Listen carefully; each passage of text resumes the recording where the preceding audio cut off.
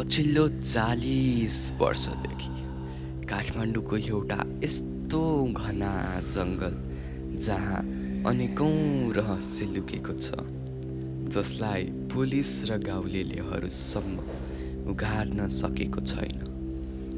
दिनमा एकदमै रमाइलो र सामान्य देखिने यो वन राति 12 बजेपछि वास्तवमा के हुन्छ?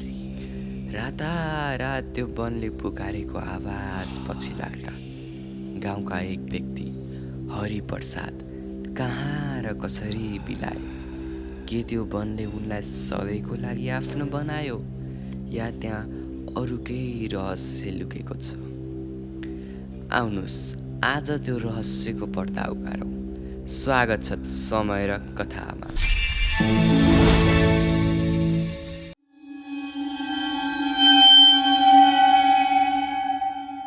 रानी वन काठमाडौँको एउटा यस्तो रहस्यमय जङ्गल जहाँ मानिसहरू साँझ परेपछि जानै खोज्दैनन् अथवा जान खुट्टा कमाउँछन्। कसैले यसलाई केवल एउटा सामान्य वन मात्र भन्छन्, तर स्थानीय बासिन्दाले भन्छन् रात परेपछि यो जङ्गल जाग्छ। ठुला ठुला रुख, घना जङ्गल र साना ठुला ढुङ्गाले भरिएको यो वनमा दिनमा जति सामान्य देखिन्छ, सूर्य डुब्न थालेपछि त्यहाँको हावा र वातावरण पुरै रूपमा बदलिन्छ। कोहीको त दाबी पनि छ रात परेपछि यो वन अर्कै संसारमा परिवर्तन हुन्छ, जहाँका रुख बिरुवा जनावर र हावा समेत भयानक बन्छ। रातिको 11 बजेको समय थियो।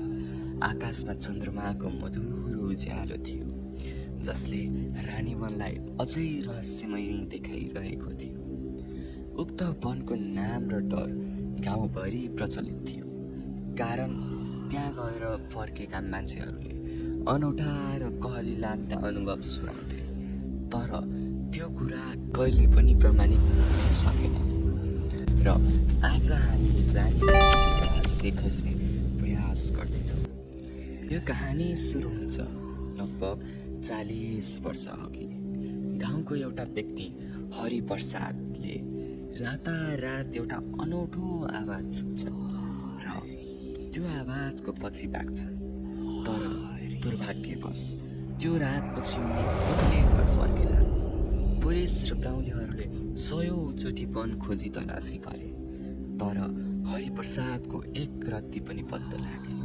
समय बित्दै गयो, तर रानी वनको यो रहस्य अझै गहिरो र डरलाग्दो हुँदै गयो। गाउँका बुढापाकाले भन्छन् राति 12 बजेपछि रानी वनबाट कसैको हिँडेको पर्छाप र आवाज आउँछ।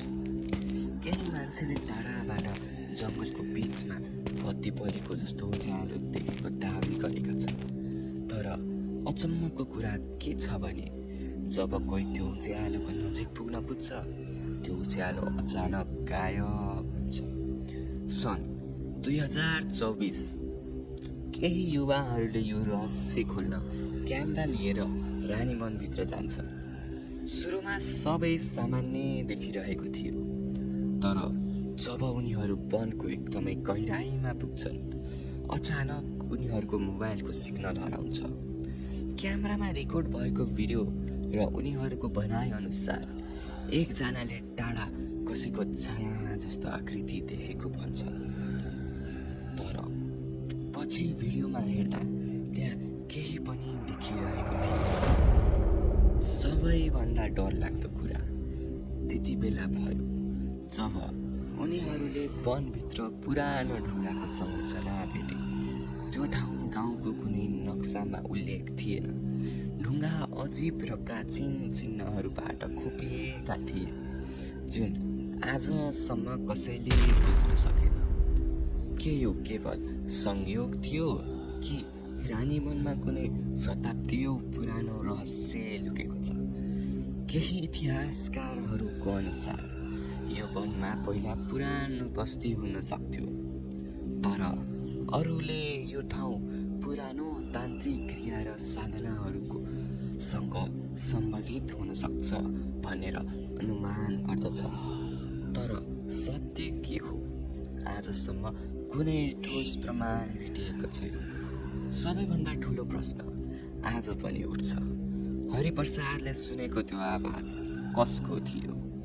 उनी वास्तवमा कहाँ हराए? रातिमा देखिने त्यो रहस्यमय उज्यालो के हो त? र किन रानीवनको नामसँग अझै पनि डर र शङ्का जोडिएको छ?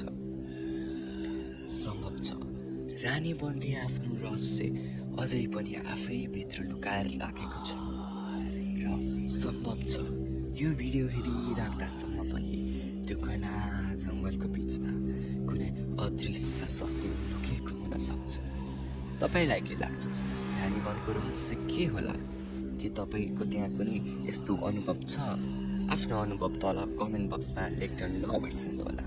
भिडियो मन परेमा लाइक र यस्तै रहस्यमय कथाहरूको लागि हाम्रो च्यानल समय र कथालाई सब्सक्राइब गर्न नभुल्नुहोला। आजलाई समय र कथामा यति। अन्तत समय जीवन्त कथा। म समय अर्को कथामा फेरि भेटौँला। धन्यवाद।